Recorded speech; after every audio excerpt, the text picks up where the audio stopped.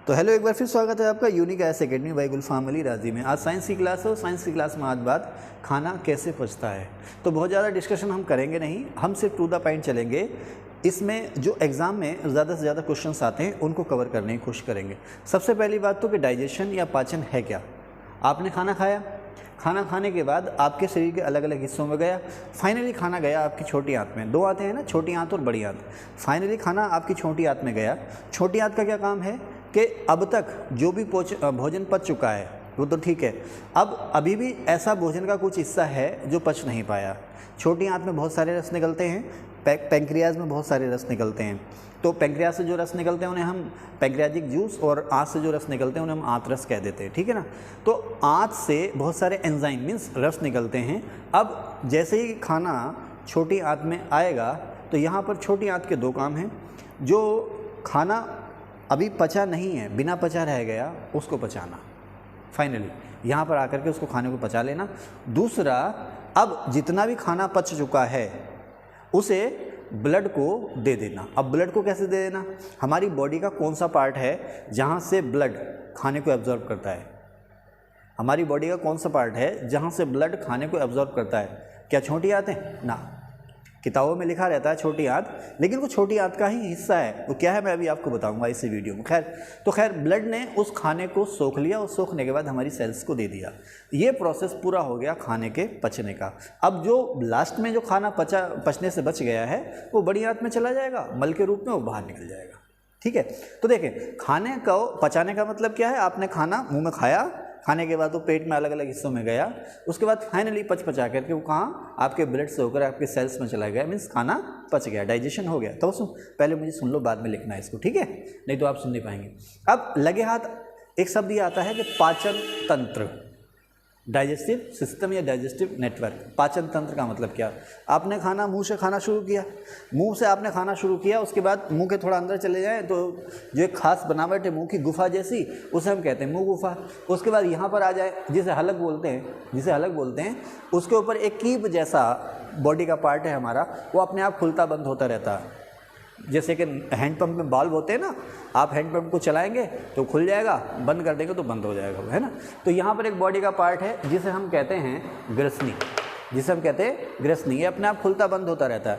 जैसे ही आपने निवाला लिया, मुंह में कुछ देर चलाया, उसके बाद जैसे ही आप हलक में ले आने गए तो ये ग्रसनी खुल जाती है पट्ट से, और खाना यहाँ पर इस नाल में आ जाता है। इसे आमतौर पर आहार नाल कहते हैं, जिसे शुद्ध हिंदी में हम कहते हैं ग्रसिका। लेकिन आहार नाल जो है एक बड़ा कॉन्सेप्ट है, ब्रॉड कॉन्सेप्ट है। अक्सर लोग आहार नाल का मतलब यहीं से ले लेते हैं कि यहाँ से शुरू करके खाना आपके उदर में एब्डोमेन में या नीचे अमाशय में आ गया, यही आहार नाल का काम खत्म हो गया। ऐसा नहीं है। आहार नाल जो है यहाँ से जो आप देख रहे हैं ना, ग्रसनी से शुरू होकर के, ग्रसनी लिंक है, ग्रसनी से शुरू होकर के, ग्रसनी आहार नाल का हिस्सा नहीं है, ध्यान रखना। ग्रसनी से शुरू होकर के ये वाली की सारी नाल, उसके बाद आपका स्टोमक, ठीक है ना, अमाशय जिसे कहते हैं, आपका स्टोमक, आपका पैंक्रियाज, लीवर नहीं, ध्यान रखना, लीवर नहीं, आपका स्टोमक, आपका पैंक्रियाज के बाद स्टोमक के नीचे ड्यूडेनम जिसे कहते हैं गृहिणी या पक्वाशय, ठीक है, और उसके बाद छोटी आंत, बड़ी आंत। ये सारे के सारे हिस्से जो हैं वो आहार नाल ही कहलाते हैं। एक पूरा का पूरा पाइप है, मांस से बना हुआ पाइप है, जो अलग अलग जगहों पर अलग अलग शेप में मौजूद है। पूरा का पूरा हिस्सा ही है आहार नाल। इसमें यहाँ से शुरू करके बड़ी आंत तक जो भी हिस्से शामिल, लीवर नहीं, लीवर आहार नाल से जुड़ा होगा। अच्छा, एक चीज़ मैं गलत बोल गया, पैंक्रियाज आहार नाल का हिस्सा नहीं है, ठीक है ना। पैंक्रियाज जो है कि आहार नाल से जुड़ा हुआ है, सॉरी अगर आपने स्किप नहीं किया हो तो पैंक्रियाज जो है वो आहार नाल से जुड़ा हुआ ज़रूर है नसों के थ्रू, लेकिन वो आहार नाल का हिस्सा नहीं है। तो आहार नाल में आपका स्टोमक, गृहिणी, स्टोमक माने अमाशय, आमतौर पर उसको पेट कहते हैं। अच्छा, पेट का मतलब ये आपका सीना है ना, ये सीना है, इसके नीचे यहाँ तक जो कुछ भी वो सारा का सारा पेट ही है, ये सारा का सारा पेट है, ठीक है ना। अब इस पेट में छोटी आंत भी है, बड़ी आंत भी है, इसी में आपका लीवर भी है, इसी में पैंक्रियाज भी है। हार्ट नहीं है, हार्ट और लंग्स नहीं है। लंग्स यहाँ रहे आपके थोड़ा सा नीचे को धंसे हुई है, और बाएं हाथ में आपका क्या रहा, हार्ट रहा, ठीक है। ये सारा का सारा आपका पेट है। इसी पेट में एक ऑर्गन या एक अंग है जिसे हम कहते हैं अमाशय। इसी पेट में है लीवर, इसी पेट में है पैंक्रियाज, और इसी पेट में थोड़ा सा नीचे को जाकर के छोटी और बड़ी आंतें हैं। ओके, तो ध्यान रखना, पेट अलग चीज़ हुई और इसी पेट के अंदर स्टोमक जो है वो अलग चीज़ हुई। खैर, तो खाना आपने खाया, खाना खाया आपने तो सबसे पहले मुंह की गुफा में गया, फिर ग्रसनी में गया। ग्रसनी कीट जैसी आकृति है, ठीक है ना। उसके बाद खाना यहाँ पर आया है, जिसे आप कहते हैं ग्रसिका। आहार नल नहीं बोलेंगे, इसे बोलेंगे ग्रसिका। तो जो ग्रसनी जो है वो मुंह की गुफा और ग्रसिका के बीच में लिंक है, ओके। उसके बाद यहाँ से खाना आप जाएंगे तो देखेंगे आमाशय में जाएगा खाना। उसके बाद अमाशय या स्टोमक में चला जाएगा। अमाशय के दो हिस्से हैं। अमाशय जो है दो हिस्सों में बटा हुआ है, इसका आगे का हिस्सा और पीछे का हिस्सा, दो हिस्सों में बटा हुआ है। एक हिस्सा आगे का और एक हिस्सा पीछे का। इसका जो आगे का हिस्सा है उसे हम कहते हैं कार्डियक, और जो पीछे का हिस्सा है उसे हम कहते हैं पाइलोरी। दो हिस्से इसकी, ठीक है। अब यहाँ से खाना जो है अमाशय में, अमाशय से गया खाना ग्रहणी में। ग्रहणी को ड्यूडेनम या पक्वाशय भी कहते हैं। अभी मैं इसका चित्र भी बना के दिखाऊंगा। यहाँ से खाना जो है ग्रहणी, ड्यूडेनम या पक्वाशय में चला जाएगा। अच्छा, पक्वाशय जो है, पक्वाशय नहीं पक्वाशय, पक्वाशय जो है वो सी शेप का एक बॉडी पार्ट है हमारा, सी शेप का, इस तरह से सी शेप का बॉडी पार्ट है। अब ये जो पक्वाशय है ये किसके बीच में है? छोटी आंत और अमाशय के बीच है। मान लीजिए ये अमाशय, उसके नीचे छोटी आंत है, तो ये अमाशय और छोटी आंत के बीच में है पक्वाशय, यह ग्रहणी, यह ड्यूडेनम। अभी जो मैंने आपको बताया था ना कि ब्लड खाने को कहाँ से चूसता है, कहाँ से एब्जॉर्ब करता है, तो इसी से एब्जॉर्ब करता है, यहीं से एब्जॉर्ब करता है, ठीक है ना। ओके, आगे चलें। तो ये पक्वाशय कहाँ पर है? अमाशय और छोटी आंत के बीच में, ठीक है। अब खाना जो है इसके बाद छोटी आंत में जाएगा। खाना यहाँ से जो ग्रहणी है आपकी, यहाँ से उछल उछल के, कूद कूद के, एक ऐसा गिरता रहता नहीं है, लम्हा लम्हा, है ना, पीढ़ी दर पीढ़ी, सीढ़ी दर सीढ़ी, कूद कूद के यहाँ से खाना छोटी आंत में जाएगा। छोटी आंत में पचपचा करके जो बचेगा खाना वहाँ से बड़ी आंत में जाएगा, ठीक है ना। छोटी आंत जो है वो लीवर से जुड़ी हुई होती है। लीवर से क्यों जुड़ी होती है छोटी आंत? क्योंकि लीवर भी पचने में सहायता करता है, ओके। खैर, तो फिर से मैं बता दूं, मुंह, मुंह गुफा, फिर ग्रसनी, ग्रसिका, अमाशय, अमाशय के बाद ग्रहणी, ग्रहणी के बाद छोटी आंत और छोटी आंत के बाद बड़ी आंत। इस आहार नाल से दो पार्ट और जुड़े हुए हमारी बॉडी के, एक पैंक्रियाज यानी कि अग्नाशय और दूसरा लीवर यानी कि यकृत। इसके अलावा जो आपका गॉल ब्लैडर है ना, पित्ताशय, पित्ताशय भी इससे जुड़ा हुआ है। पित्ताशय से निकलने वाला पित्तरस यानी गॉल ब्लैडर से निकलने वाला जो वाइल जूस है वो स्टमक यानी कि अमाशय में आकर के गिरता है, ठीक है ना। तो ना तो पित्ताशय यानी कि गॉल ब्लैडर, ना लीवर, ना पैंक्रियाज, ये आहार नाल के हिस्से नहीं है, लेकिन ये खाने को पचाने में इंपॉर्टेंट और एक्टिव रोल प्ले करते हैं, ठीक है ना। महत्वपूर्ण और सक्रिय रोल निभाते हैं, ठीक है।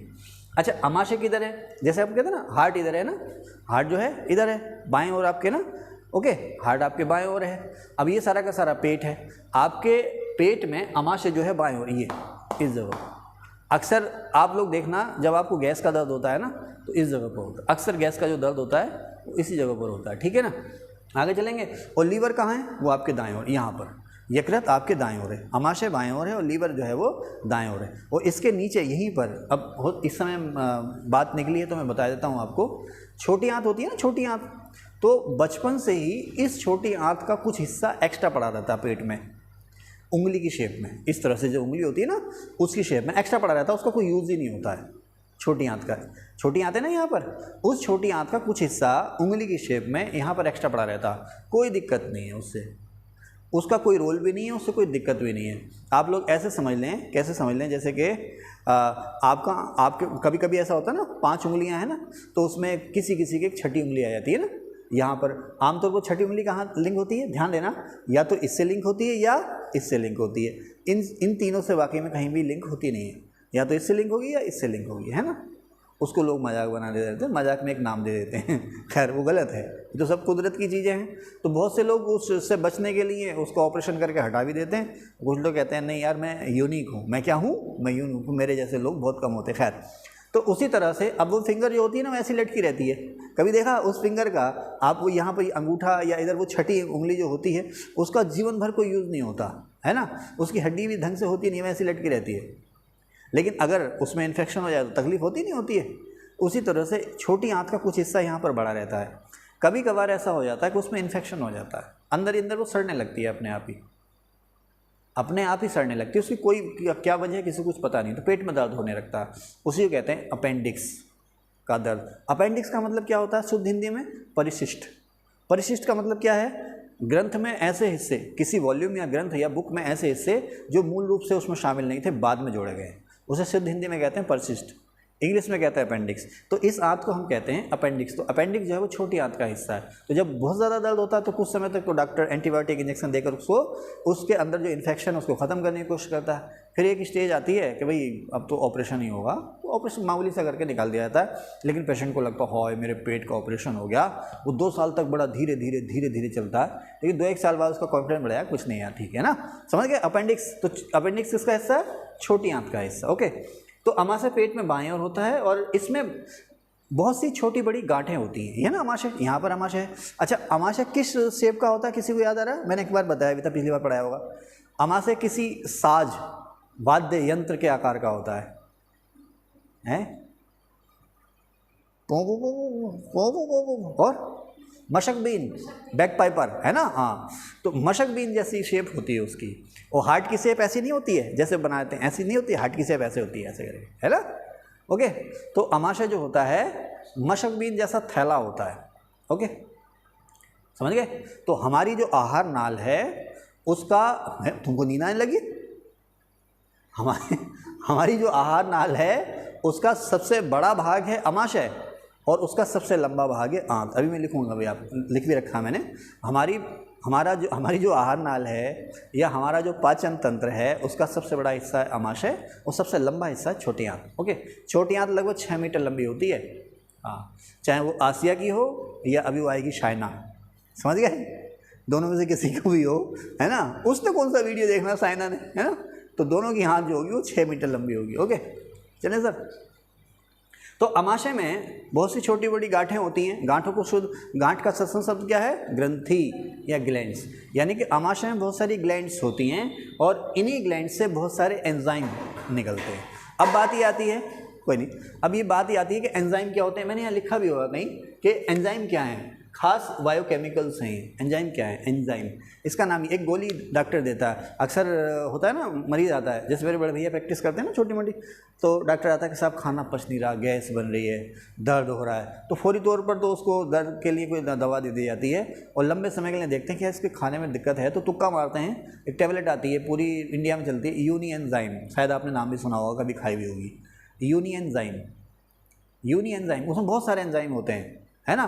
भर के एंजाइम डाल दिए उस टैबलेट में और सारे एंजाइम आपके शरीर में पहुंचा दिए कि यार कोई तो काम करेगा, है ना। अक्सर उससे आराम मिल जाता है। ओके, यूनी एंजाइम। तो एंजाइम जो हैं बेटे हमारी बॉडी से निकलने वाले खास तरह के रस हैं जो खाने को पचाते भी हैं और पचने में हेल्प भी करते हैं। कुछ ऐसे एंजाइम हैं जो डायरेक्ट खाने को पचाते हैं, कुछ ऐसे एंजाइम हैं जो खाने को पचाने में हेल्प करते हैं, यानी कि उनके बिना खाना पचना थोड़ा मुश्किल हो जाएगा, समझ रहे ना। जैसे इमरान जी है, नहीं आते तो रिकॉर्डिंग थोड़ी मुश्किल हो जाती है, हो तो जाती है लेकिन थोड़ी मुश्किल हो जाती है ना। ओके, तो खैर, तो एंजाइम क्या है? हमारी बॉडी से निकलने, जैसे मैंने हार्मोन बताया था ना, हार्मोन क्या है? हार्मोन मूल रूप से क्या है? प्रोटीन। इनका बॉडी में काम क्या है? क्या काम करते हैं ये हार्मोन? क्या काम करते हैं? स्टेरॉयड है, उत्तेजक है ना। हार्मोन जो है स्टेरॉयड या उत्तेजक है। ओके, क्या करते हैं अच्छा, हार्मोन निकलते कहाँ से? हमारे शरीर में बहुत सारी गांठें हैं, ग्लैंड्स हैं, वहाँ से निकलते हैं, ठीक है साहब। अच्छा, इनको उत्तेजक क्यों कहा जाता है? क्योंकि हमारे शरीर में बहुत सारे हमारे शरीर के बहुत सारे लक्षण हैं और बहुत सारी एक्टिविटीज़ हैं हमारे इंटरनल, उनको ये एक्टिव करते हैं, बढ़ावा देते हैं, इसीलिए इनको कहते हैं स्टेरॉयड। अच्छा, हार्मोन को हम कहते हैं स्टेरॉयड, उत्तेजक या बढ़ावा देने वाले। एंजाइम को हम कहते हैं पाचक रस, यानी कि खाने को पचाने वाले। ओके, ऐसे थोड़ी है कि केला मुँह में, केला तो खैर आसानी से पच जाता है। और सबसे कठिनाई से कौन सा फ्रूट पचता होगा? आप जो हैं अधपका अमरूद खा लें तो बड़ी मुश्किल से पचेगा ना वो, है ना, बहुत मुश्किल से पकता। खैर, तो एंजाइम जो हैं खास बायोकेमिकल या जैव रसायन हैं जो खाने को पचने में सहायता देते हैं। अब अमाशय में बहुत सी ग्लैंड्स, ग्रंथियाँ हैं, गांठें हैं जिनसे तरह तरह के रस निकलते हैं या एंजाइम्स निकलते हैं। अच्छा, एक सवाल आता है कि अमाशय से निकलने वाले जितने भी एंजाइम या रस होते हैं वो सारे एसिडिक यानी कि अम्लीय होते हैं। छोटी आंत से निकलने वाले जितने भी एंजाइम या रस होते हैं वो सारे क्षारीय यानी कि एल्कलाइन या बेस होते हैं, ठीक है ना। ओके, खैर अभी मैंने सारा लिखा है बाद में। अब अमाशय में जो अलग अलग ग्लैंड्स हैं, इसी में से एक ग्लैंड होती है गैस्ट्रिक ग्लैंड। कभी दबा के गोलगप्पे खाएं, जिसे भारत के कई सारे हिस्सों में उसे पानी पूरी भी कहते हैं, कहीं उसको फुचका कह देता, कोई पुचका कह देता। हमारे उत्तर भारत में उसको हम कहते हैं गोलगप्पे। तो गोलगप्पे खाएं अजय भाई दबा के, हैं आज खाए जाएंगे तब उससे, है ना। एक बार हम दोनों बहन भाई ने इतने गोलगप्पे खाए थे रात को, जो जनवरी के महीने में इतने खाए थे कि हमें 4 महीने तक लूज मोशन और बुखार की शिकायत रही थी। हाँ, कहाँ थे भाई? उसका पानी बहुत ज़्यादा पी लिया था। कहाँ थे? गोलगप्पे पे थे ना। हाँ, तो अगर कभी गोलगप्पे ज़्यादा खा लें और उसका पानी आप ज़्यादा पी लें तो क्या होता है पेट में? एक तो पेट बिल्कुल टाइट हो जाता है ना। डॉक्टर पास है पेशेंट, डॉक्टर साहब पेट बिल्कुल डों बोला, डों क्या था? डॉक्टर साहब पेट बिल्कुल ठस हो गया, डॉक्टर साहब पेट बिल्कुल डों बोल रहा। तो डॉक्टर साहब पूछते क्या खाया था, है ना। फिर वो हल्का फुल्का दबाते हैं, यहाँ और दर्द, यहाँ और डकारें आ रही, खट्टी खट्टी डकारें आ रही हैं। अच्छा गैस बन गई तुझे। तो खैर, तो दबा के अगर आप गोलगप्पे खाएं तो कभी आपको महसूस होगा खट्टी खट्टी सी डकारें आ रही है ना, खट्टी खट्टी डकारें आ रही हैं और पेट एकदम से टाइट जैसा हो गया, पेट एकदम से टाइट जैसा हो गया, ओ करते फिर रहे हैं, है ना। अब रात को घर जाए खाना नहीं खा रहे, भूख नहीं लग रही, वो पेट ऊपर से टाइट है। सुबह गए तो मे भी लूज मोशन भी हो सकते हैं और फीवर तो पक्का आ जाएगा। ऐसा क्यों होता होगा? जो गोलगप्पे के साथ जो मिलता है ना रस पीने का पानी, गोलगप्पे के साथ जो पानी पीने का खास तरह का जो रस होता है ना, जिसके लालच में हम लोग लाओ लाओ लाओ, और 4 गोलगप्पे खाने के बाद 1 कटोरी पानी मिलाओ, और अगर 6 गोलगप्पे खा लिए तो एक वो क्या कहते हैं उसको, पपड़ी कहते हैं, पपड़ी भी लेकर आओ, है ना, पपड़ी खिलाओ, है ना। वो 10 रुपये से कम के गोलगप्पे में पपड़ी नहीं देता भाई, देता है क्या? जान पहचान हो तो अलग बात है। खैर हम तो खाते नहीं पपड़ी उपड़ी, और हमारी किस्मत ही क्या जो ठेले पे खड़े हो गोलगप्पे खाने, हम तो पैक करा के ले जाते हैं, फिर पपड़ी कहाँ मिलती है, खा दे। तो वो जो खट्टा खट्टा जो रस होता है ना, वो एसिडिक होता है, तेज़ाबी होता है, अम्लीय होता है। अब बहुत ज़्यादा आपने उसका सेवन कर लिया तो आपके पेट में अम्ल जो है बहुत ज़्यादा चले गए, बहुत ज़्यादा अम्ल चले गए, समझ गए। उसको पचाने के लिए ये जो गैस्ट्रिक जो गैस्ट्रिक ग्लैंड है ना, जठर ग्रंथि, उससे एक खास तरह का रस निकलता है जिसे हम कहते हैं गैस्ट्रिक जूस या जठर रस। जब ये ज़्यादा रिलीज होता तो आपको वो खट्टी खट्टी डकारें आती हैं। खैर, तो अमाशय में होती हैं जठर ग्रंथियाँ, और जठर ग्रंथियों से कौन सा रस निकलता है? जठर रस। ओके, अब एक सवाल और आता है कि जठर ग्रंथि की कौन सी सेल्स से ये जठर रस निकलता है? ऑक्सीटिक सेल्स से। गैस्ट्रिक ग्लैंड की ऑक्सीटिक सेल्स से ये जठर रस या गैस्ट्रिक जूस निकलता है, ठीक है। अच्छा, अमाशय से और बहुत सारे एंजाइम निकलते हैं, जैसे मैंने नाम लिख रखा है। खैर HCl तो अम्ल है, एंजाइम नहीं है। हाइड्रोक्लोरिक एसिड ये निकलेगा अमाशय से, rennin, pepsinogen, trypsin, pepsin, amylase. ऐसा नहीं है केवल अमाशय से ही निकलते हैं, और बॉडी के जो और अंग हैं वहाँ से भी निकलते हैं, लेकिन फिलहाल अमाशय से निकलने वाले जो एंजाइम हैं आप देखें, rennin, pepsinogen, trypsin, pepsin, amylase. Okay, ध्यान रखना। लेकिन HCl जो रिलीज हो रहा है बॉडी में वो आपके अमाशय से ही हो रहा है, ठीक है ना। HCl केवल आपके अमाशय से ही रिलीज हो रहा है, इस चीज़ का आप ध्यान रखना। ओके, अब ये जो पेप्सिनोजेन एंजाइम है, रस जो खाने को पचाता है, ये प्रोटीन के पाचन में सहायक है और यहीं से प्रोटीन का पचना शुरू होता है। सवाल आता है कि कार्बोहाइड्रेट कहाँ से पचनी शुरू होती है, शुगर कहाँ से पचनी शुरू होती है?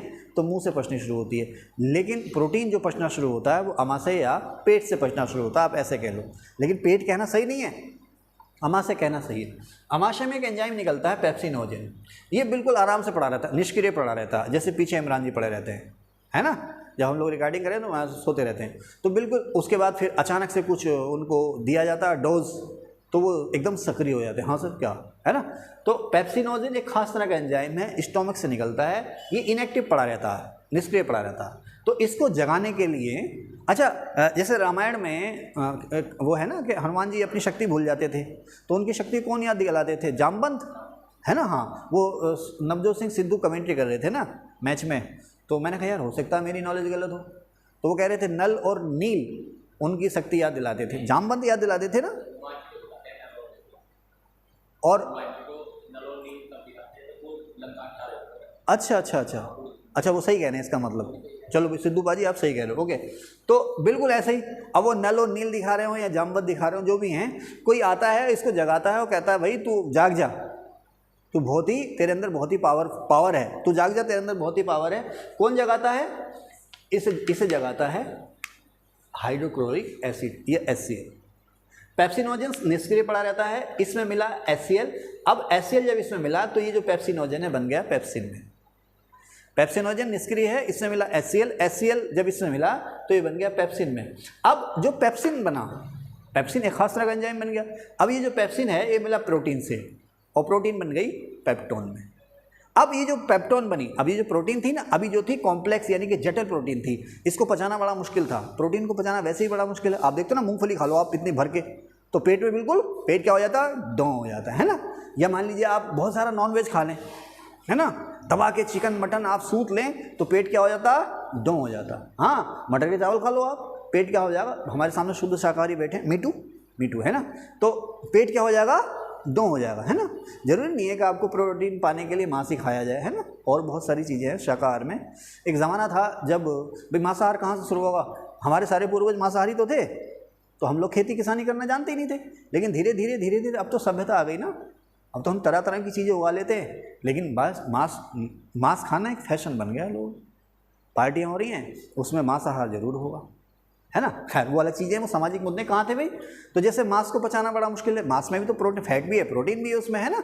मांस में प्रोटीन भी है, फैट भी है। इधर सुने आप, तो अब देखें, प्रोटीन को पचाना बड़ा मुश्किल है, तो इस मुश्किल के हल के लिए ईश्वर ने हमारे पेट में क्या डाला, हमारे आमाशय में क्या डाला है, पेप्सिनोजेन।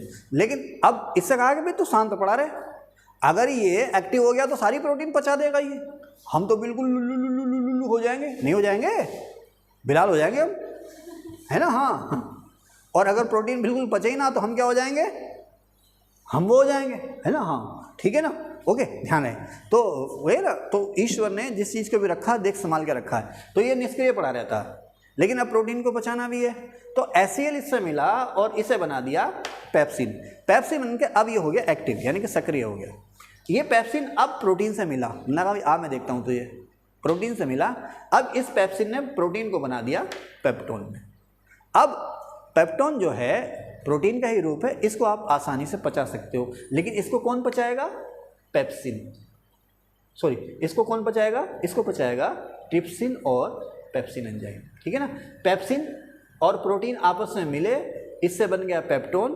अब इस पेप्टोन को ट्रिप्सिन भी पचा सकता है और पेप्सिन भी पचा सकता है।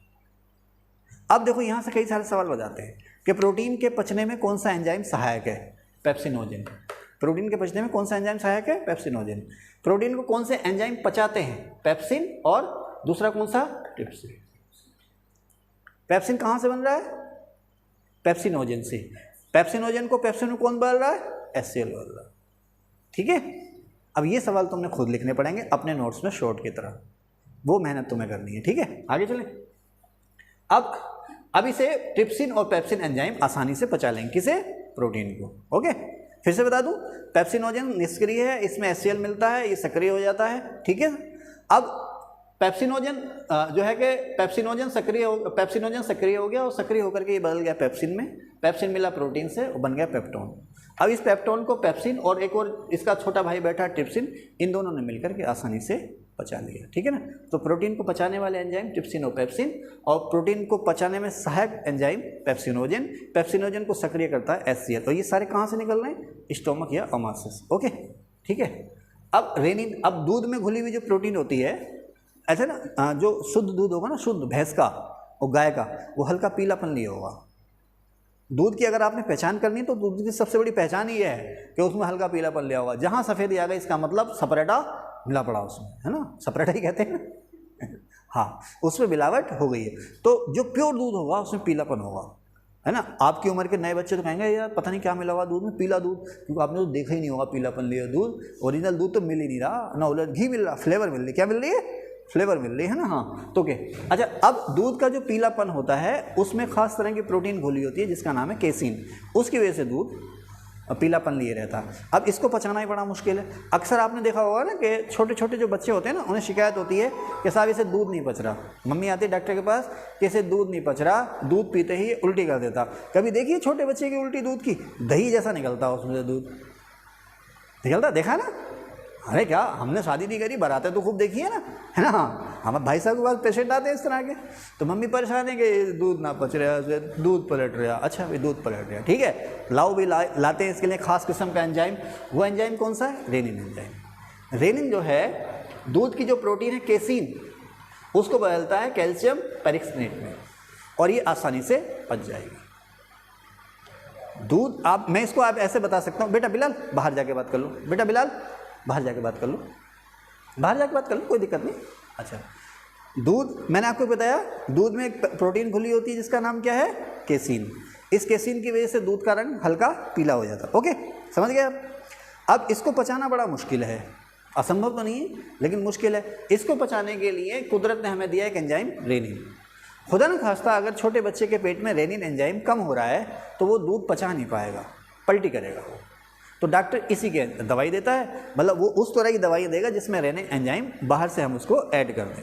तो रेनिन एंजाइम क्या करता है, ये कैसीन को, दूध में घुली जो प्रोटीन है केसीन, उसको कैल्शियम पेरिक्सिनेट में तोड़ देगा जिससे कि आसानी से पच जाएगी। कौन पचाएंगे सर, पेप्सिन वगैरह वगैरह ये पचा लेंगे। लेकिन सवाल आए कि दूध में घुली प्रोटीन केसीन को कौन पचाता है, रेनिन पचाता है। ठीक है, आगे।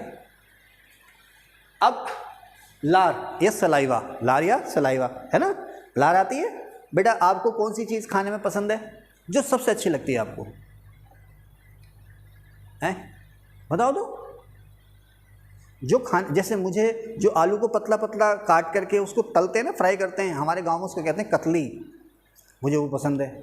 और एक और होता है आलू लिए, अरे मुंह में लार आ गई है ना। तुम्हें क्या पसंद है, मुझे ताहरी पसंद है, मुझे, तुम्हें क्या पसंद है, हैं उड़द की धुली दाल है, इतनी सस्ती पसंद, उड़द की धुली दाल। बेटे मुंह में लार आई, ईमानदारी से बताना, पानी आया मुंह में, हैं खा गई। ओह, तो मैंने तो जैसे ही तारी कहा मेरे मुंह में लार आ गई, अपने आप आ जाती है। ये रिफ्लेक्स रिएक्शन है, इस पर दिमाग का कंट्रोल है ही नहीं। लार आना, लार जो आ रही है ना, और भी बहुत सारी एक्टिविटीज हैं जिन पर हमारे दिमाग का कंट्रोल नहीं है, उसके लिए तो हमें ध्यान भटकाना पड़ेगा, है ना। हाँ, लार आ जाती मुँह में, लार माने सलाइवा।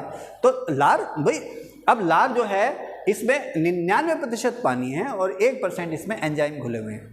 अब मैं लार के क्या बताऊँ, सभी को पता मुंह में लार होती है ना। एक 24 घंटे में करीब 2 से 2.5 लीटर लार हमारे मुंह में निकलती है, जो अक्सर हम ऐसे करते रहते हैं ना। हाँ वही। अच्छा, ये सबसे अच्छा लार हमारे मुंह में सबसे ज़्यादा कब बनती है अजय, है भैया, खाना खा चुके होते हैं ना, ना ना ना ना, खाना खाने के दौरान ही तो बनती है लार, खाना खाने के दौरान ही बनती है, ठीक है ना। बाद में भले ही बनती हो, पहले ही बनती है, लेकिन सबसे ज़्यादा लार उसी से बनती है जब हम लोग खाना खाते हैं। और जब हमारा पसंदीदा खाना होता है ना तो ज़्यादा बनती है। और जब हम जैसे तैसे निकलते हैं, क्या सोना भी है, चलो भाई खाना बनाया तो खा लो, तो कम बनती है, ठीक है। ओके, तो लार को इंग्लिश में आप कहेंगे सलाइवा।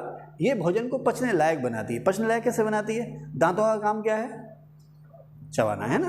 आप बड़ा सा एप्पल ले लें, आप तो सीधे मुंह में रख के गप तो कर नहीं सकते उसको ना। अच्छा, अगर आपने निगल भी लिया, जैसे ठोक के आपके मुंह में डाल भी दिया वो, है ना, तो वो भाई साहब पेट में दर्द होने लगेगा, हो जाएगा, क्योंकि वो पेट में दर्द होने लगेगा। चलो खैर, ज़्यादा मस्करी नहीं करते, मस्करी का समय भी नहीं है, वो आसानी से पचेगा नहीं, दर्द करने लगेगा। आप ऐसी मूंगफली के दाने ऐसे निकल जाओ आप पानी के साथ, पचेंगे नहीं आसानी से, दर्द होने लगेगा पेट में। तो सबसे पहले दांतों का काम क्या है, भोजन को चबाना, काटना, है ना। दाढ़ दांत का काम क्या है, काटना और चबाना। अब दाढ़ दांतों का काम यही रुक गया। जैसे ही आप भोजन को काटने चबाने लगते हैं ना, लार अपने आप डेवलप होने लगती है। उसके बाद फिर जीभ आ गई। आपने वो देखा होगा आटा गूंथते हुए करते हैं ना, है ना, मिक्स करते हैं ना, लुगदी सी बनाते हैं ना लुगदी। अरे ऐसी सूखे आटे की रोटी बना लोगे क्या, नहीं बनेगी ना, वो तो जल के भुर्र हो जाएगा, है ना। अच्छा सोनू भाई, एक मिनट रुकना भाई, यही रखना, कहाँ था मैं, सोनू भाई। तो दांत ने खाने को चबाया और उसके बाद जीभ का क्या काम है, अब लार निकलने लगी मुंह से। तो वो जो लार जो है उस भोजन में, जो दांत में जिस भोजन को क्रश कर रखा है, पीस रखा है, उसमें लार मिलती है। तो जिस तरह से आप आटा गूंथते हो ना, उसी तरह से जीभ है ना, वो उसको गूंथने का काम करती है। लुगदी जो, अगर आपकी जीभ कट जाए तो आपके मुंह में खाने की लुगदी नहीं बनेगी, भोजन पचना बड़ा मुश्किल हो जाएगा, है ना। भोजन पचना बड़ा मुश्किल हो जाएगा। जीभ जो है वो खाने की लुगदी बनाती है, सलाइवा बनाती है, ठीक है। तो ऐसे करके कर दिया उसको, जैसे कि आप जो है आटा में पानी डाल करके उसको अच्छे से गूंथ देते हैं। तो आप देखो, जितने अच्छे से गूंथ दोगे उतनी अच्छी आसानी से रोटी बनेगी, नहीं बनेगी, है ना। अब डॉक्टर को छोड़ो, सभी लोग कहते हैं कि भाई धीरे धीरे खाओ, खाना धीरे धीरे खाओ। एक बात कहता, खाना खाते हो बात मत करो, खाना खाते हो मोबाइल मत देखो, टीवी मत देखो, सिर्फ ध्यान रखो खाना खाने पर। होता ना। मैंने अभी आपको बताया ना, दिमाग का हमारा जो तंत्रिका तंत्र है ना, जो एक रिफ्लेक्स रिएक्शन कहते हैं, छोड़ो उसकी छोड़ो, मुंह से लार निकलना और उसके बाद खाने को निगलना, दिमाग का कंट्रोल नहीं है इन पर, इनकर दिमाग का कंट्रोल नहीं है। तो अक्सर ऐसा होता है ना कि आप खाना खा रहे हैं लेकिन ध्यान आपका कहीं हो रहा है ना, तो अक्सर खाना खाते हुए आपको फंदा लग जाता है ना, लग जाता, फंदा कहते हैं ना उसको, फंदे ही तो कहते हैं भाई, हमारे यहाँ तो उसको फंदा लगना ही कहते हैं। फंदा लगने को कहते हैं जैसे गला घोट दिया हो। तो होता क्या है, आपको पता है कि हमारी जो सांस नली है और ग्रास नली है वो आपस में लगभग मिलती हैं। तो अब आपका ध्यान जो है पूरी तरह से खाने पे नहीं है, मीन्स आपका दिमाग भी खाने पे नहीं है। तो आपका खाना जो है, जो आपने निगला, वो बजाय आहार नाल में जाने के सांस नली में चला गया, वो फंस गया, उससे आपको खांसी आने लगती है, जिसको हम कहते हैं फंदा लगना। दूसरी बात, अगर आपका ध्यान भोजन पर नहीं है तो आपके मुंह से लार नहीं निकलेगी ज़्यादा, निकलेगी तो ना, लेकिन ज़्यादा लार नहीं निकलेगी क्योंकि आपका ध्यान कहीं और चला गया है ना। तो आपका ध्यान अगर भोजन पर है, भोजन आप मज़े से चबा चबा के आप खा रहे हो, चबाने का मतलब आपने उसको अच्छे से पीस दिया तो अंदर जाएगा, आसानी से पच जाएगा, है ना। और समय ज़्यादा लिया उसको चबाने में, जाहिर सी बात है लार उसमें ज़्यादा मिल गई, इसमें लार, मेरे मुंह से लगातार लार आ रही है तो मुंह में उसमें लार ज़्यादा निकल गई, लुक दी अच्छे से बन गई, खाना नीचे जाके आसानी से पच जाएगा। सिंपल, जैसे कि आपने आटे को अच्छे से गूंथ लिया, रोटी आसानी से बनेगी, उसी तरह से अगर खाने को आपने अच्छे से चबाया, मुंह में काफ़ी देर तक रखा, अच्छी खासी उसमें लार मिल गई, आसानी से अब नीचे जाके पेट में वो पच सकता है। ठीक है, तो लार का काम क्या है, भोजन को पचने लायक बनाना, भोजन को पचने लायक बनाना। लेकिन लार में एक एंजाइम होता है जो यहीं से चीनी को या शुगर को या कार्बोहाइड्रेट को पचाना शुरू कर देता है, पचा नहीं देता है, पचाना शुरू कर देता है। तो लार में 99% तो पानी होता है, 1% होते हैं इसमें एंजाइम। कौन कौन से एंजाइम है? एक है टाइलिन, टाइलिन को हम एमाइलेज भी लिखते हैं, टाइलिन या एमाइलेज, और दूसरा है माल्टोज। ये दोनों ही कार्बोहाइड्रेट को पचाते हैं। कार्बोहाइड्रेट का मतलब मीठा, कार्बोहाइड्रेट का मतलब क्या हुआ? मीठा। तो लार में एक तो टाइलिन और दूसरा माल्टोज एंजाइम हुआ, टाइलिन को हम एमाइलेज भी कहते हैं। ध्यान रखना, बड़ा कंफ्यूज होता है, टाइलिन या एमाइलेज। तो टाइलिन या एमाइलेज और दूसरा माल्टोज, ये दोनों ही कार्बोहाइड्रेट यानी कि मीठे को पचाते हैं। नंबर एक बात, लार में ही होता है लाइसोजाइम एंजाइम, इसका काम है भोजन में जो बैक्टीरिया हैं उनको ख़त्म करना, है ना। बैक्टीरिया और तमाम तरह के जो एंटीजेंस हैं, रोग पैदा करने वाली वजह हैं, उनको नष्ट कर देना। होता है ना अक्सर, खाने में मक्खियाँ बैठी हैं, आपने ध्यान नहीं दिया, आपने खा लिया, तो कुदरत ने आपको लाइसोजाइम दिया आपकी लार में, जो भोजन के साथ आने वाले बैक्टीरिया को मारता है। लेकिन ज़रूरत से ज़्यादा बैक्टीरिया आ गए तो पता चला इसने भी हाथ खड़ा कर दिया कि भाई अब मेरे बस की बात नहीं है, अब डॉक्टर के पास जाओ तुम। ठीक है, तो लाइसोजाइम का काम क्या है? खाने के साथ आए बैक्टीरिया को ख़त्म करना। और दूसरा, वसा को पचाना, वसा को पचाना, वसा माने फैट, जो चिकने पदार्थ हैं ना, उसको ये तोड़ देता है। तोड़ने का मतलब ये है, सिंपल सी बात है, जैसे एक अमरूद पूरा आप खा लें तो बड़ा मुश्किल हो जाएगा ना उसको पचाना, उसी को आप काट काट के खाएं, थोड़ा थोड़ा खाएं, तो उसको पचाना आसान हो जाएगा। तो जो फैट या चिकनाई है उसके अलग अलग टुकड़े कर देता है ये, तो उसको पचाना फिर आसान हो जाता है। तो लाइसोजाइम के दो काम हो गए, एक तो बैक्टीरिया को नाश करना और दूसरा वसा को यानी कि फैट को या चिकने पदार्थों को पचाना। समझ रहे हैं ना? कहाँ से निकल रहे हैं ये? लार से। ओके, अब मैंने लिखा कैसे, मैंने क्या लिखा है? कैसे। यहाँ से निशान लगाया और लिखा कैसे। टाइलिन भोजन की मंड, माड़ या स्टार्च। स्टार्च सुना होगा ना आपने, है ना, स्टार्च सुना होगा। स्टार्च देखिए, चावल तो सभी ने बनाए गर्ल्स, और तुमने बनते हुए देखे हैं ना। तो माड़ ऊपर उतर जाती है जब चावल लगभग, चावल अब जो है पक गया बिल्कुल, अब जो है कि उसका जो पानी है वही सुखाना आपने, तो जो ऊपर माड़ बन जाती है, शुद्ध हिंदी में इसको कहते हैं मंड या मांडी, मंड या मांडी, ठीक है ना। विज्ञान की भाषा में इसको कहते हैं स्टार्च। ठीक, अब होता क्या है, टाइलिन क्या करेगा कि भोजन में कार्बोहाइड्रेट है, कार्बोहाइड्रेट है तो मांस स्टार्च भी, स्टार्च कार्बोहाइड्रेट ही तो है, स्टार्च कार्बोहाइड्रेट ही तो है। तो भोजन में जो मंड या माड़ या स्टार्च है उसको बदल देता है ये माल्टोज में। अच्छा, जो माड़ या मंड या स्टार्च है इसको पचाना थोड़ा मुश्किल है, ये कॉम्प्लेक्स कार्बोहाइड्रेट है। ये कॉम्प्लेक्स कार्बोहाइड्रेट, कॉम्प्लेक्स का मतलब क्या होता है? जटिल, है ना। कौन सी समस्या जटिल होगी? जिसका समाधान आसानी से ना हो। अब जटिल कार्बोहाइड्रेट या जटिल प्रोटीन या जटिल वसा का मतलब क्या हुआ? कॉम्प्लेक्स प्रोटीन, कॉम्प्लेक्स फैट या कॉम्प्लेक्स कार्बोहाइड्रेट का मतलब क्या हुआ? यानी कि आपस में इतनी मजबूती से जुड़े हुए हैं कि इनको तोड़ना फोड़ना और पचाना बड़ा मुश्किल होता है। इसी को हिंदी में कहते हैं हम जटिल, इंग्लिश में हम कहते हैं कॉम्प्लेक्स। बहुत ज़्यादा साइंटिस्ट बनने की ज़रूरत नहीं है, विद्वान नहीं बनना, परीक्षा पास करनी है, ठीक है। ओके, तो ये क्या करेगा कौन? टाइलिन। भोजन में जो मंड या स्टार्च है ये जटिल कार्बोहाइड्रेट है, जटिल शुगर है, इसको ये सरल शुगर में बदलेगा। कौन सी शुगर? माल्टोज में। तो अब सीधा सवाल आ जाएगा कि स्टार्च को माल्टोज में कौन बदलता? टाइलिन या एमाइलेज। स्टार्च को माल्टोज में कौन बदलता है? टाइलिन या एमाइलेज। ओके। जटिल शर्करा को सरल शर्करा में कौन तोड़ता है? शर्करा माने शुगर या कार्बोहाइड्रेट, ठीक है, टाइलिन या एमाइलेज। अब यहाँ से इस तरह से कार्बोहाइड्रेट का पाचन इसने शुरू कर दिया। तो लार कहाँ से निकल रही है? मुंह से, है ना। तो लार में एक एंजाइम निकल रहा है टाइलिन या एमाइलेज। ये क्या करता है कि भोजन में कार्बोहाइड्रेट में जो स्टार्च या मंड या मांडी आई है उसको ईजी करता है। जटिल कार्बोहाइड्रेट को सरल कार्बोहाइड्रेट में, या जटिल शुगर को सरल शुगर में, या जटिल शर्करा को, शर्करा माने चीनी या शुगर को सरल शर्करा में तोड़ देता और यहाँ से इसका पचना शुरू हो जाता। शुरू हो गया पचना, ठीक है साहब। अब जठर रस या गैस्ट्रिक जूस, जैसे कि मैंने अभी आपको पहले बताया, एंजाइम को तेजी देता है। दूध के प्रोटीन केसिन को कौन, दूध की जो प्रोटीन है केसिन, उसको कौन पचाता है? रेनिन। अभी ये रिपीटिशन हो गया, पहले मैंने आपको बताया भी था। अच्छा, माल्टोज, सुक्रोज और लैक्टोज, ये सब सारे के सारे शुगर को यानी कार्बोहाइड्रेट को पचाते हैं। इसके अलावा लाइपेज वसा को पचाता है। इरेप्सिन जो है अनपचे प्रोटीन को अमीनो एसिड से बदल देता है। आपको पता है कि प्रोटीन किससे मिलकर बनता है? अमीनो एसिड से। अब मान लीजिए प्रोटीन का पाचन हो गया, फिर भी कुछ हिस्सा उसका बच गया, अनपचा प्रोटीन। अब इस अनपचे प्रोटीन का क्या होगा? अब इसका रिसाइकिल होगा। जो अनपचा प्रोटीन है ना, अब इसका फिर से, जैसे होता है ना पुराने कुर्सियाँ वगैरह होती हैं, आप दे देते हैं, कबाड़ी को दे देते हैं ना। 400 की कुर्सी खरीद के लाए थे, कबाड़ी उसके रेट लगाता 20 रुपये। 20 रुपये की आपने वो कुर्सी दे दी। अब वो सारी इकट्ठी होकर फिर से फैक्ट्री में चली जाएंगी, उनको फिर से प्लास्टिक में बदला जाएगा, उनको फिर से पीस दिया जाएगा और नई प्लास्टिक बन के उनकी आ जाएगी। समझ रहे ना। तो अब जो अनपचा प्रोटीन है इसको अमीनो एसिड में फिर से बदल देता है या रिसाइकिल कर देता है। कौन? Erepsin enzyme. ठीक है, आगे चलें।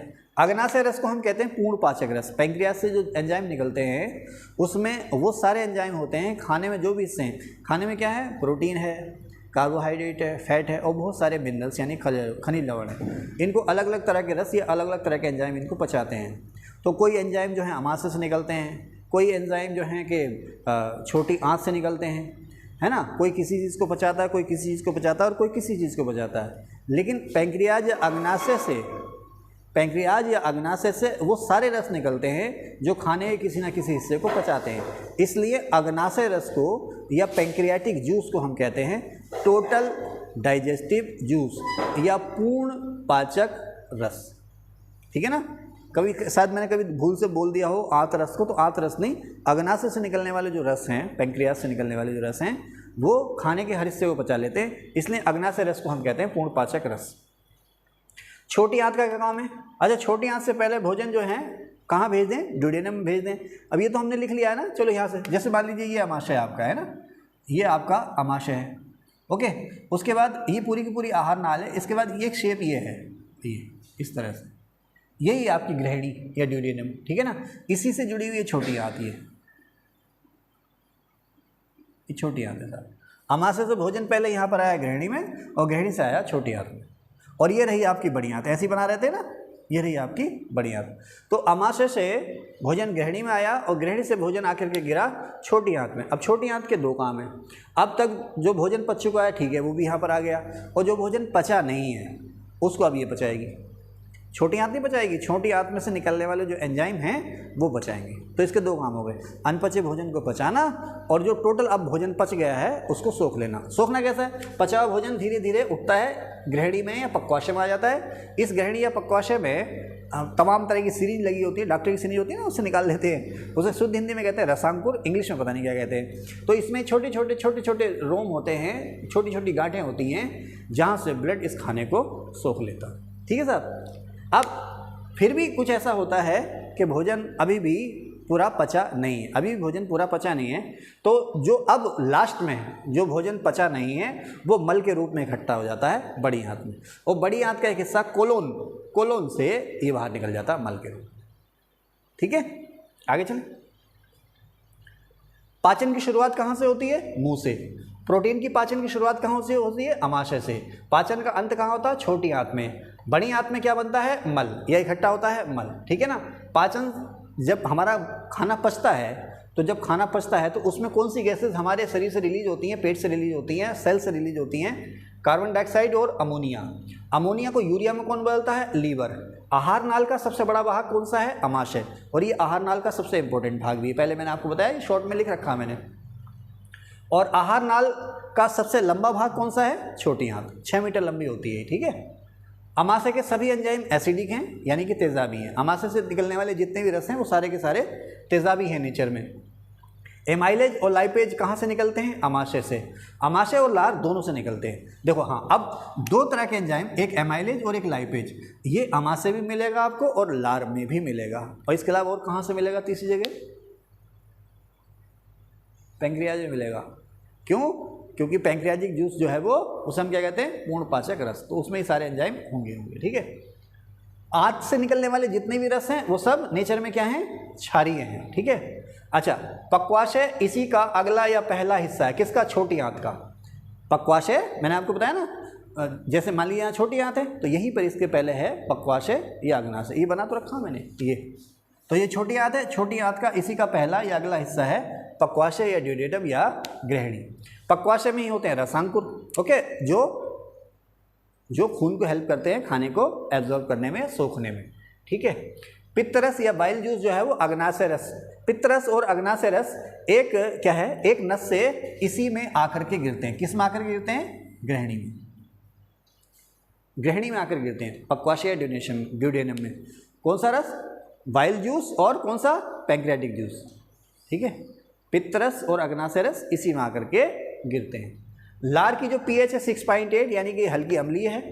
और उसी तरह से मैंने यहाँ लिखा है कि जठर रस जिसे आप कहते हैं गैस्ट्रिक जूस, उसकी पीएच है 0.9 से 1.5 तक। ये प्रबल अम्ल है, पीएच इसकी बहुत कम है, तो यानी कि ये तगड़ा अम्ल है, ठीक है। आंत से निकलने वाला जो रस है वो क्षारीय है, क्योंकि इसकी पीएच है 8। पित्त रस जो है वो हल्का क्षारीय है, इसकी पीएच है 7.1 से 7.3, ठीक है। अग्नाशय रस भी क्षारीय है, इसकी पीएच है 7.5 से 8.3, ओके। यूरिन हल्का अम्ल है, इसकी पीएच है 6.0, ओके। आगे चलते हैं। छोटी आंत लगभग 6 मीटर लंबी है और ये सबसे लंबा पाचन अंग है। हमारे शरीर का सबसे लंबा पाचन अंग है छोटी आंत। आगे चलें। अब ये सारा हो गया था। अच्छा, ये लिखा बॉडी से उत्सर्जी पदार्थ, यानी कि ऐसे पदार्थ जो हमारे शरीर से बाहर निकलते हैं, बाहर दिखते हैं। तो पानी निकलता है बाहर, यूरिया निकलता है, यूरिया पेशाब में निकलता है, पसीने में भी होता है हल्का फुल्का यूरिया, ठीक है ना। पानी, यूरिया, यूरिक एसिड जिसकी वजह से गठिया रोग होता है। इसके अलावा अमोनिया गैस और अमीनो एसिड, ठीक है ना। सवाल आता है ना, मूत्र में दुर्गंध का कारण क्या है? Ammonia gas. मल में दुर्गंध का कारण क्या है? Amino acid. तो ये हमारे शरीर से बाहर निकलते हैं सारे। अब यूरिन, आपका जो मूत्र है या पेशाब है उसमें सबसे ज़्यादा हिस्सा पानी का है। इसमें 96.44% जो होता है वो पानी होता है यूरिन में। इसके अलावा इसमें 2% यूरिया और नमक भी होता है। नमक के मतलब सोडियम क्लोराइड, सोडियम क्लोराइड मतलब सोडियम लवण और क्लोराइड लवण। तो अब यूरिन में 96.44% होता है पानी, इसके अलावा 2% यूरिया, 0.7% क्लोराइड लवण और 0.4% सोडियम लवण, यानी क्लोराइड लवण ज़्यादा और सोडियम लवण कम, ओके। साल्ट, लवण माने साल्ट, ओके। अब ग्लूकोज इसमें नहीं होती है।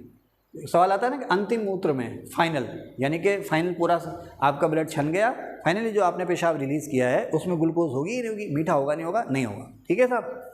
यूरिक एसिड, इसी यूरिन में यूरिक एसिड जो होता है लगभग 0.05% होता है। अगर ये बढ़ेगा तो दिक्कत हो जाती है। अमोनिया आपके मूत्र में निकलती है, वो साल्ट या लवण के रूप में, ठीक है। इसके अलावा आपके यूरिन में थोड़ा सा एक और निकलता है, क्रेटिनिन, कीचड़।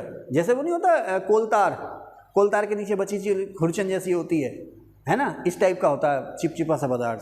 सारा खाना पचने के बाद जो कीचड़ सी बच जाती है तो उसी को हम कहते हैं क्रेटिनिन या कीचड़। अगर आपका पाचन तंत्र दुरुस्त है तो क्रेटिनिन आपके ब्लड में कम होगी, अगर पाचन तंत्र दुरुस्त नहीं है तो क्रेटिनिन या कीचड़ आपके ब्लड में ज़्यादा हो जाएगी, ठीक है ना। तो यूरिन में क्या क्या आ रहे हैं साहब? पानी आ रहा है, यूरिया आ रहा है, क्लोराइड लवण, सोडियम लवण आ रहे हैं, ग्लूकोज नहीं आ रही है, यूरिक एसिड आ रहा है, अमोनिया आ रही है साल्ट के रूप में, इसके अलावा क्रेटिनिन या कीचड़ आ रही है, और यूरिन क्या है? हल्का अम्ल है, इसकी पीएच क्या है? 6.0, ओके। अगर इसकी पीएच बढ़ रही है तो भी दिक्कत है, पीएच घट जा रही है तो भी दिक्कत है, ओके। आगे चलें। अब आपने देखा होगा कि जो मूत्र होता है आपका वो पीलापन लिए होता है, हल्का पीलापन नहीं होता मूत्र आपका। कि वजह क्या है कि इसमें एक रंग जो रंग देने वाले पदार्थ होते हैं ना, उन्हें हम कहते हैं पिगमेंट, शुद्ध हिंदी में वर्णक। तो यूरिन में यूरोक्रोम नाम का एक पिगमेंट होता है, जिसकी वजह से वो पीला सा रहता है। यूरिन की दुर्गंध का कारण है उसमें घुली हुई अमोनिया। ओके, मल में दुर्गंध का कारण है उसमें घुला हुआ अमीनो एसिड्स। अच्छा, आप देखो, आपको अगर पेशाब बार बार आ रहा है, पेशाब आपको बार बार आ रहा है, बहुत ज़्यादा आ रहा है, तो इस समस्या को कहते हैं डायूरेसिस। और वो सारे पदार्थ जो मोटिवेट करते हैं पेशाब बार बार आना और बहुत ज़्यादा आना, एक तो चाय कॉफ़ी है ना, तो आप देखेंगे यूरिया, सुक्रोज, ग्लूकोज, कैफीन किस में मिलेगा आपको? चाय और कॉफ़ी में, है ना। कैफीन किस में मिलेगा? चाय कॉफ़ी में कैफीन मिलेगा। तो यूरिया, सुक्रोज, ग्लूकोज मीठे पदार्थ हैं। चीनी आप ज़्यादा खाओ, चीनी का सेवन ज़्यादा करोगे तो पेशाब ज़्यादा आएगा, बार बार आएगा। तो इन्हें हम कहते हैं प्रेरक या डायूरेटिक्स या प्रेरक। इसका मतलब क्या है? वो सारे पदार्थ जिनकी वजह से पेशाब ज़्यादा आता और बार बार आता। आमतौर पर कैफीन ही बोल देते हैं। कैफीन किससे मिलेगा आपको? चाय और कॉफ़ी में, है ना। चाय से ज़्यादा कैफीन का किससे मिलता है? कॉफ़ी में मिलता है। ओके, तो इसमें कुछ रह गया भाई? है, हाँ, पित्रस रह गया। पित्रस या वाइल जूस। पित्रस कहाँ पर? वाइल जूस बनता कहाँ? वाइल जूस बनता है लीवर में। इकट्ठा कहाँ होता है? उसके नीचे गॉल ब्लैडर यानी कि पित्त में। ध्यान रखना, पित्त में ये रस इकट्ठा होता है, इसलिए उसको पित्रस कहते हैं, लेकिन ये बनता लीवर में है। ठीक है, इसका रंग पीले हरे जैसा है, पीएच इसकी 7.7 है, यानी कि हल्का क्षारीय है। ओके, अब इसमें 85% वाटर है, 12% पिगमेंट यानी कि वर्णक है, 0.28% कोलेस्ट्रॉल यानी कि चिकनाई है। इसमें कोई एंजाइम नहीं होता। जब इसमें कोई एंजाइम नहीं, इसका मतलब खाना नहीं पचाता, लेकिन इसकी वजह से बहुत सारे एंजाइम एक्टिव हो जाते हैं या काम अपना तेज़ी से करने लगते हैं। इसलिए ये भोजन को पचाने में बहुत बड़ा हाथ है इसका, सहायता करता है, खुद काम नहीं करता। ये इलेक्शन में खड़ा हुआ कैंडिडेट नहीं है, लेकिन ये कैंडिडेट का साथी है, जिसकी वजह से कैंडिडेट अधूरा है। समझ गए आप? तो उसी तरह से इसमें पित्तरस में कोई एंजाइम नहीं होता, यानी कि इसका कोई ये खुद नहीं पचाता, लेकिन अन्य बहुत सारे एंजाइम को ये मोटिवेशन देता है, उन्हें प्रेरक देता है, जिससे कि वो खाने पे काम कर सके, खाना पच सके। ठीक है, मैंने कहा ना, बट एंजाइम को तेजी देता है। इसके अलावा खाने में बहुत सारे जहरीले पदार्थ हैं, टॉक्सिन्स। इसके अलावा खाना पचने के बाद भी हमारी बॉडी में बहुत सारे जहरीले पदार्थ बनते हैं, उनको बाहर निकालता है। टॉक्सिन्स माने जहरीले पदार्थ, उनको बाहर निकालता है। पित्तरस कहाँ जाके गिरता? पित्तरस कहाँ के जाके गिरता है? ग्रहणी में, और ग्रहणी से पहुँच जाता है वो अमाशय में, ग्रहणी से पहुँच जाता है अमाशय में, और भोजन को माध्यम दे देता है वो क्षारीय। अच्छा देखो, अमाशय में जितने भी रस निकलते हैं वो सारे के सारे अम्लीय हैं, बहुत ज़्यादा तेज़ाब हो गया अंदर, खाना पच नहीं पा रहा। अब पित्तरस है क्षारीय, तो ये उस अम्ल को काटता थोड़ा सा और उस भोजन को क्या बनाया था?